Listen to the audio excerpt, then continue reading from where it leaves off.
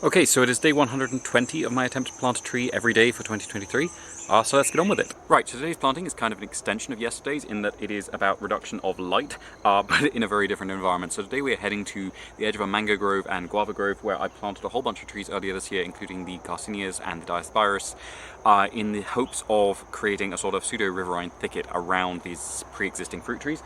And I noticed when I was coming along yesterday doing my watering of everything that several of the trees along here who'd been planted just on the north edge of mangoes have actually developed a little bit of sunburn, even some that are actually slightly under the canopy, and that's happening because the sun is moving north, and it always goes a little bit further north than I expect, a little bit faster than I expect, and that is meaning the light is coming from a very different angle, and it's getting through the shelter that I put into those, and it's hitting them at just the wrong time of day, and it's giving them a little bit of a hard time. So we'll see if I can nurse them back to health, because none of them seem to have been killed outright by it, so hopefully it's all fixable, but for now I'm going to start adding an insurance policy against that, which is to say I'm going to be putting things in the way of that light coming from the north. So just to the north of some of these trees, I'm going to be planting some more large trees, and these are going to be ones that can establish very easily, ones that preferably grow from truncheons so I don't have to buy them, and ones that I can plant in an area where it's quite dry and without too much water. And actually today's one is particularly important not to plant it wet. So this is actually one I cut a couple of days ago for this purpose. So this is a Euphorbia tirucalli, which is the pencil tree, probably originally native to South Asia, but it has been planted all over Africa and the Middle East as well as a living fence usually. It's not a great one to plant in dense stands because it does tend to poison the soil when it's done like that, but it's fine in a mixed planting. You do need to keep it pruned because it can become rather dense, because even though it drops all its leaves, its branches are what it does most of its photosynthesis with, and those can become very, very dense indeed. So it does need a little bit of pruning if it's going to get along well with others. We are going to be planting with that as a little bit of a sort of just an interest addition, because it doesn't really need a toxic barrier or a prickly barrier at all, because there is very little in the way of livestock that will ever try and take this on.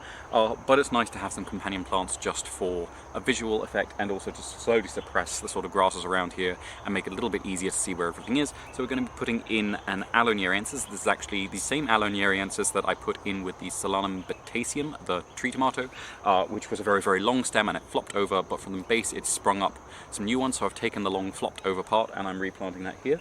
And I'm putting in some Calyco. You might notice that I'm putting a couple of cups of water right at the bottom of the hole, and then I'm putting in dry soil, and that's because I really don't want the base of this, even though it's healed over now, I really don't want that sitting wet. So I'm going to be putting the water below the level that it's going in, and hoping that that will create a nice level of humidity, which will help train the roots down, and they will be able to force through into the sort of more permanently hospitable soil below. And then I'm going to be putting a little bit of water on top once I put the cut end of the aloe well below into that dry soil. So that will slowly soak through, and by the time that reaches the recently cut end of the aloe, hopefully that will have healed quite well and it won't be so prone to rotting from that. This isn't a particularly rot-prone species. It can grow in quite a wet environment usually, but at this time of year, as it's getting a little bit cooler, things are a little bit more prone to rotting if they're sitting wet.